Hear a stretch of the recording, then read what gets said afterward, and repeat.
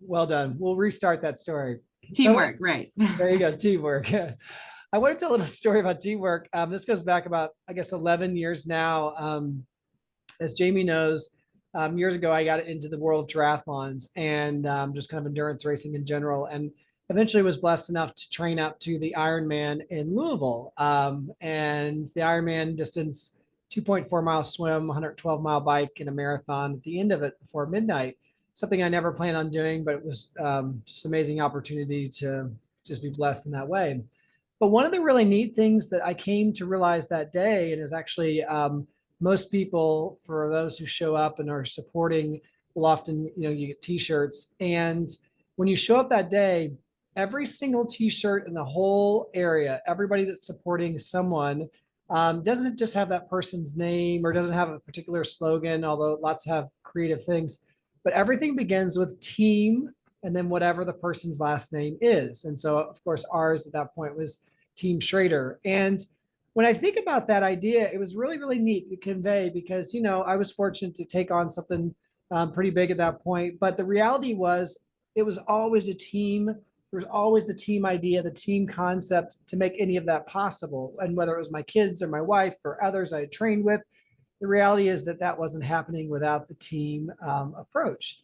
And so we have actually in our family to this day taken that forward in our lives. We talk about Team Schroeder a lot at home. And for us, though, Team Schroeder often has nothing to do with training, but maybe to do with chores or maybe to do with an aspect of something that we're shifting around at home. And of course, our team doesn't always work as well together as we'd like, but we've really, really encouraged that idea that, and I really encourage for those listening today to think about that, that we are Team Schroeder. And no matter how annoyed and frustrated and just maybe infuriated we are with each other at times, there's a recognition that none of this that's good happens without the team, right? And so that's where we're going to head today as we talk about empathy. And I pass it back to Jamie, but we're going to go in search of the collective us, right?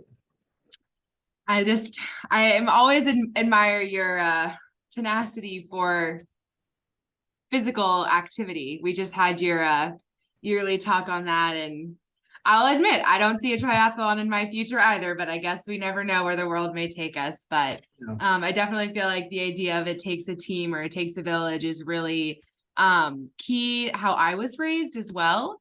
But it's interesting because teamwork was not something I necessarily expected to come up really in this series or in the book. Because they kind of seem different. Like teamwork is something you do when you have a directed goal or you are at work or at school, not necessarily just a skill that you need to have in interacting with your kids or your parents. But it really does help shape that empathy skill, that empathy ability, because you're not effective on a team if you are not empathetic towards your teammates, right? So the whole point of this idea of teamwork is that when we are, when we or kids or anybody identifies as an us, not me by myself, not you and your group over there, but us, a sense of together, it helps expand our understanding of how people are different. They can have different interests, they can have different experiences, different whatever, genders, ages, but they can still be a part of our shared social world. And just that expansion alone of realizing that there are different types of people and different thoughts and feelings that others have is a key framework for us to then move from this idea of I'm different from you and therefore that's a bad thing, or I don't have to be kind, empathetic, nice, accepting because you're different. So it really helps us shift that framework and opens up a lot of really great opportunities to show empathy. Yeah, I like the idea of just the visual of a team in general. As a kid's growing up, if you think from an early age, I mean, naturally, when they're, early couple of years, they're going to be self-absorbed. That's the way we, right? They need to be. They have to be fed. Things have to occur. But as they're growing up, that simple idea of like, oh, these other people aren't just other people, but that we're all part of this network. And, this team idea. And I mean, I can see it even in our 3-year-old and our 5-year-old at home. Kate and Sam kind of understanding like, oh yeah, we have to pick up the toys because this house is going to be really dirty if we all don't help out, right? Or, oh, Emma's not feeling very good today, so she's not going to be able to do that because she's on the couch. And I think that there's just that simple understanding that just being aware of the team idea in and of itself is really a precursor to the empathy piece, right? And if we broaden that team idea, you take it into the schools, right? We're all part of a team, even if we're very different, or even our community in that way. I know that, we're not trying to be naive to say, of course, this team is always working out the way we want it to, but what we are saying is the sense that that precursor, that understanding gives rise to then the better understanding that I care about what these people are doing and who they are and how they're acting because they're part of this network itself, right? And so that's really key, I think, there as a beginning point. And it goes to this idea, and I loved this. I put it in my notes. It's a quote from, I think Dr. Borba pulled it, a quote from someone else, but basically being on a team is not about putting yourself in someone else's shoes, but it's about putting yourselves in the same boat, because you're never going to know 100% what someone else's shoes are like, right? Even when you put your feet in them, you come with your own perspectives. And of course, the goal of empathy is to walk with someone in their life and see what they see and feel what they feel. But really, this idea of teamwork opens it broader and says, okay, we're all in the same boat together. And if we're all working against each other, doing all different things, 6 people are going to try to clean up the toys, but nobody is helping make dinner. So no one has dinner now, right? Whereas if we're all in the same boat together as a team, some people are cleaning up toys, some people are cooking dinner, one person is taking a shower. All of these things work better. And it's not always perfect, right? Sometimes we're sick, or we don't feel well, or we're just not having a good day. But that framework, again, of seeing it as a collective experience rather than kind of putting yourself just in one other person's shoes, again, allows us to expand that network and allows for greater collaboration, cooperation, and the opportunities to build those empathy bridges where otherwise we don't have to, those natural opportunities wouldn't be there if we're not working together towards a goal. Yeah, if you think about it, like here's a practical example and go back to the chores, like in our house, is that a lot of times when there's battles around the chores, it's like, oh, I shouldn't have to do this, right? Or I already did something earlier, whatever else. It's a battle of kind of the will to maybe avoid or feel like that they are being over asked, right? But if we use this idea that you're describing here, the reality is that so many of the same drives are often like colliding with each other, like the drive to just want to relax, right? But we don't realize that in our own in our own mind. Sometimes we think I'm the one that's being wronged, or I'm the one that's being asked to do too much. We forget everybody actually has the drive to relax. Everybody has the drive sometimes to reduce anxiety, all these different drives. And if we're better able to see similar drives that we have, but how they can conflict, then we're more likely, again, as part of that team, to go, hey, look, if you do this, I'll do this, we can take care of it. And then both of our needs can be met, right? But I think what happens a lot of times is that we are so centered on our drive alone, our needs alone, that we can't understand that actually much of our conflict is because we both have the same drive at the same time, and it's just not working out well there. And so again, this idea of being an effective team is so much a part of how kids develop, and a lot of these opportunities, these naturalistic opportunities for kids to get to develop these skills is lost in our current world. Kids are not playing together in an unstructured way. They are either overworked because of this push, more academics, less recess, less free time, or because of their exposure to electronics.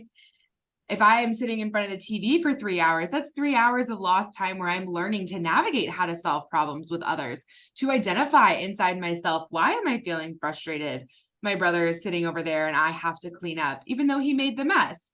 And then, mom is busy or dad is busy. They don't see the escalation. All of a sudden we're, going after each other because we haven't learned those emotion identification skills, problem solving skills, communication skills to be able to work effectively as a team. I'm learning this in my own life that relationships don't just succeed because two people love each other, right? It takes hard work. You have to push yourself, commit to the team. And I think a lot of what kids are losing these days is that, number one, they don't recognize it as a team at all. It's it's called unselfie for a reason, right? We have this generation of kids that is me, I. So they're not recognizing that there is a team there, whatever context you're in. But that also these underlying skills of being a good teammate are lost when our kids lose out on some of these unstructured opportunities to be together in a safe way where they're kind of let to solve their own problems a little bit. Yeah. We had a neat thing happen recently, Jamie, where, and there's definitely a lot of times at home, we're trying to just say the screens need to go off. You guys have to figure out what to do, whatever else like that. Well, recently, two of our younger kids got a hold of a bunch of, I think it was like cardboard boxes or something. And they basically pulled them apart, but they kept the cardboard together and they created a couple games. One game is called Flinger.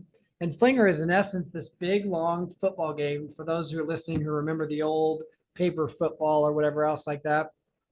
But Flinger has become like this 6 foot long cardboard game board with little slots that flip up and can flip the football in different ways and stuff like that. And Lewis and Will ended up spending a lot of time putting this game together and drawing on everything else. And it was a real team, kind of a shared experience there. And I think that's what one of the key pieces of advice here is that in order to create a sense of teamwork and that team concept, we have to actually make sure that the time that our kids are allotted affords them that opportunity, right? So that's one of the reasons why we do say, look, if you're going to use the screens, make it limited. If you're going to work on very directive kinds of things, make sure there's plenty of non-directive time. Because what you'll find is that if kids don't have something obvious and very focused to do, like especially like a screen right away, they will kind of naturally often collaborate with those who are in their environment, whether it's like building a impromptu putt-putt course outside or, whatever it is. So as parents, we have to make sure that we are providing team opportunities. I realized this years ago. It struck me. It was probably 6 or 7 years ago. We took our kids on their very first backpacking trip, maybe 5 or 6 years ago. And we did a real short trail. I knew the trail well. We were going to hike into camp. But most of our kids had to carry some of their stuff on the back. And then, my wife carried our daughter and I took the rest of it. And what's interesting is that on the trails, and my wife and I have said this day, when they were working together to get somewhere, to this day, I have never seen our kids get along as well as they get along on the trails. Because out there away from everything else, and they're working to get to the same place, right? They realize that if I don't encourage the younger ones to get there and help them along the way, then I am going to get there a whole lot slower, right?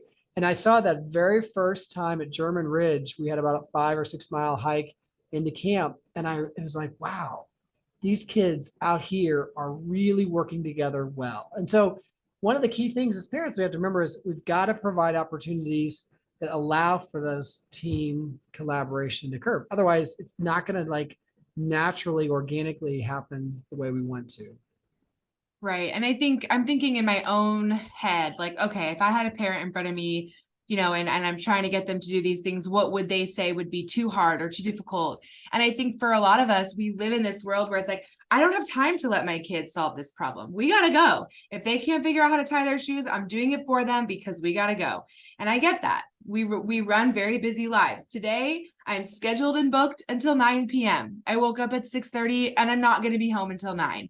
That's chaotic for me. That's a lot. And I don't have kids, but it's a long, busy day. So if I had a kid who was struggling or two kids who were struggling to get it together, I'd be like, it's easier if I just do it. It's faster and it causes me less stress. I'm not late, all of these things, right? So I get that these opportunities may seem like they're few and far between where you feel like you have the space to be free in the way that you're not providing all of these strict rules on your kids. But what's really cool is that a lot of times, if you take that expectation off of yourself, that you have to be going all the time and allow yourself the freedom to say, I can say no to some of this and it's going to be okay, then really you can free that time, not only for your kids, but also for yourself. So I think parents may say, well, I can't take my screens away from my kids. The only time I can take a shower, go to the bathroom, cook dinner, all of these things, right? But if you can instead place a problem for your kid, all right, Billy, I have all of this silverware. It needs to be shined. You and your brother have to work together to shine all of this silverware. And that's a dramatic example. But something like that, where it's like you can kind of have them work together in a way that's not going to be like cook dinner, because 6-year-olds aren't able to cook dinner, but a productive problem that they have to figure out for themselves. Take the screens away and say, you got to do something, right? I'm giving you 6 cardboard boxes and a set of magic markers. What can you do? I think that kids will really surprise you. It's this idea that's kind of translated into the schools called project-based learning. And it's really common I have a background working in the schools, because it does just that. It gives kids a science or social studies problem, says you have to figure this out with your team, and that's it. You have a certain number of guidelines, you can get these materials, but it's up to your team to find a solution to the problem. And it not only teaches kids important knowledge, but it also allows them the freedom to think creatively, work together as a team. And it's been shown to really help kids thrive and learn the information in a way that's not just sitting and listening to an adult. Yeah, it's really, like you said, it's just providing that opportunity is the first step towards teamwork. So Jamie, Borba had some really neat advice about family meetings. I'd love for you to kind of talk about this, because this is again something that I have realized, my wife and I have realized we need to do more consistently over the years, and they don't need to be long. We by the way, we call it Rocket Time. Rocket is the mascot for our school. But I think why don't you kind of share a little bit about the family meeting idea that I think really encourages teamwork. Yeah, so the family meeting is a really great idea for all of the things as we kind of reach the culmination of teaching. And, the next few weeks, we'll move into more of this idea of living empathy. This is a really excellent way to incorporate so many of the things we've already talked about and allow your family to have space to form those team bonds. So throughout the week, the goal of this meeting is to be 10 to 30 minutes, because we all have things to do. And also kids can't expect them to sit for 2 hours and listen. It's just not appropriate or developmentally really helpful. But this idea is that you talk about the things that are important to your family and everybody is there. You have a chairperson who talks through the issues of the family. You have a timekeeper who says you have 2 minutes to share. You have a planner who keeps track of, okay, Will really had a problem this week. Lewis wants to share his accomplishment, whatever it might be. And that the communication is really clear and open. So everybody has airtime is what she calls it. And the goal is to teach our kids how to problem solve in a group setting. So let's say that the two brothers are really frustrated with each other. We work through those basic skills of how do you feel? How do you think the other person felt? Say it in an I statement. I felt angry when you told me no screens. I felt angry when my sister drew all over my homework. Those things that, we've talked about over the past few weeks. But in this safe space, there is no escalation or argument. We're just there to share and problem solve together. So you determine like a decision-making process where each person might share what they think would be an acceptable alternative. So in the instance of my sister colored all over my homework, maybe sister says, well, I really wanted to color. Dad told me I could color, but I couldn't find any paper. Brother says, my teacher won't accept homework that's colored on. Maybe like, okay, the solution might be let's put some paper out on the table at all times to make sure that there's always an option for coloring, right? Maybe sometimes there's not an alternative that works for everybody, but because you're on the same team, you agree to disagree and you say, okay, I didn't really think what you did was okay. You didn't really think what I did was okay, but we can agree to disagree in that situation.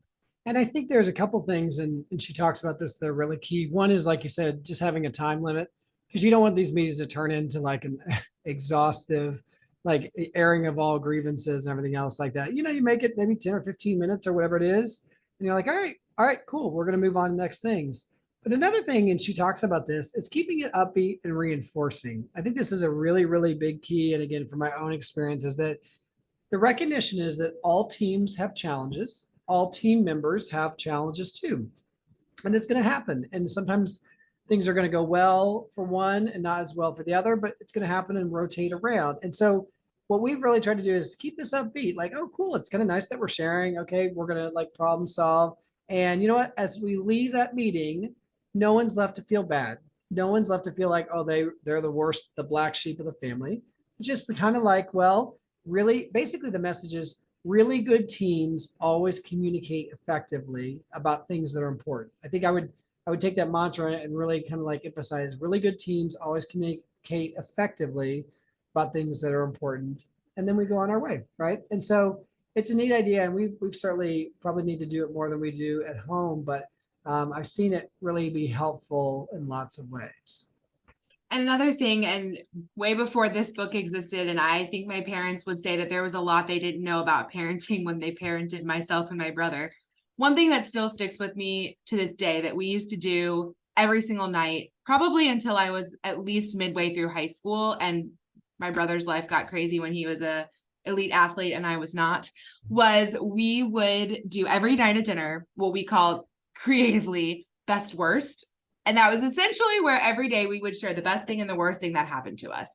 Not every day did we get to sit down at dinner together. Sometimes someone had a really hard day or a really great day, but it was that opportunity for us to connect and to realize that we are all on the same team. So my brother Justin had a really hard day because he didn't, do well on his spelling test. Okay, well, how can we support him and be positive in that way? And then how can we also celebrate the great thing because he made a new friend at recess, or he can celebrate that mom had a great day, or those types of things. So even the little moments you have to, again, reinforce that you're not alone on islands, you're in the same boat. And if someone is having a hard time, that doesn't mean that the whole team has to struggle, but that you can all work together to be as good of a team as you can.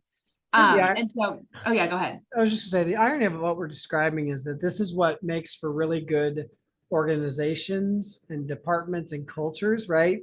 This Mhm. the sense of collegiality, I mean, is we're talking about the same thing here. We're talking about the sense that everyone believes ultimately that, you know what, I really, really value you as a person. I really want you to thrive and flourish. And in essence, too, as part of everyone feeling that way, I really want this team to flourish. And I think that's really important. And I know that we all are going to fail sometimes as parents to do this, but there really has to be that sense of kind of unconditional positive regard that we have for each other, which says, hey, you know what? We believe the best in you, even if it doesn't always come out that way, right? And that's important for all of us as leaders here, whether you're a leader as a parent or leader in whatever capacity, is to really engender that sense. People can see through it if you have selfish motives, but they definitely can also see that if you're really about the other person in the team, they come to trust you more. And I think that kind of comes back, Jamie, as we're talking about like a precursor of teamwork to empathy, what we're also saying is that these are precursors to trust in relationships. Because again, we talked about this sometimes back, but the idea of trust is the essence that I really believe like you are a good person and I want the best for you. And so my motives are geared in that way. And that's part of what we're trying to like develop here with this team approach. Right. And I think this is also a really interesting callback to her, what we talked about several weeks ago, this idea of the moral and ethical code that we instill in our kids is that this can be from the very beginning. We have a family mantra, and part of what we value as a family is working together, even if we don't agree. Because, again, a lot of this is about modeling for our young kids. As parents, you will never agree 100% with your partner. That's just simply not how the world works. But if you can do that in a respectful way and model problem solving, and even when you and your partner disagree wholeheartedly about a decision that you have to make regarding your kids, finances, home, pets, whatever it is, but be respectful and show that even as parents in your own subsection of the boat, you're still working together to help the boat run, even when it's not really like the kids have a say in the mortgage or the car payment, right? Mm-hmm. And so this last piece that I want to talk about is how to teach the actual problem solving skills. Because we've talked a little bit about like, oh, if there's a problem, here's how you do it. But she uses this acronym STAND. And it basically builds on every single thing we've talked about over the past 6 weeks. So the first thing that you do is when you're having a problem or a conflict with someone on your team is you take time to reflect on yourself. You use the emotional literacy and moral code that you already have and say, stop. What am I feeling? How do I look? Am I like this in front of my brother? Am I crying and angry and yelling? What is my body telling me and how do I feel? And both or all the people have to do that. First, we stop. We go by ourselves and we say, what is going on with me? And then we use that really good I language, those feeling words to say, I feel upset when blah, blah, blah, blah, blah, blah, blah. Okay. Once we take turns sharing the problem, that's the T in stand. The goal is to listen respectfully, put yourself in someone else's shoes, and really share what's going on from your perspective without interrupting or becoming defensive. And then the next piece is like, it's all out on the table. This is the problem. But instead of just saying it's your fault, it's my fault, this is where the teamwork comes together. You brainstorm. So the A is alternatives. And essentially you brainstorm to find a fair solution. So this is where we really help our kids problem solve and collaborate together. You can just set a timer and say, you guys talk about what would be the best way that mom can help you solve this problem, or how could this have been avoided if you did something differently? Then they list out everything. This is what we do in an ethical decision-making model as psychologists. We list every alternative, even if the alternative is I do nothing and then I go to jail, right? That's still an option. It's not the best one, but it's an option. And then you come back in and you coach your kids with the N. The N is narrow the choices. So eliminate the ones that aren't safe. Don't do anything, go to jail. Someone isn't comfortable with them. So Johnny says he wants to continue playing rough. That's not comfortable for his sister. Okay, that's not a choice anymore. Anything that goes against house rules, like, oh, we'll just draw on the walls. Not a house rule. And then you help them with D, decide the best choice. Everyone agrees to it. We've gone through all of these steps where we've acknowledged how we feel. We've acknowledged that both of us had different perspectives, but we've come together in a way that means both of us are okay with the solution that we have. And it takes practice. I struggle with this in my own life, my own ability to let go of what I want only and not allow anyone else to tell me what I want. Dr. Schroeder is not surprised that that's something that I struggle with, but I do. And it's not easy, but it's important. It's a really important skill.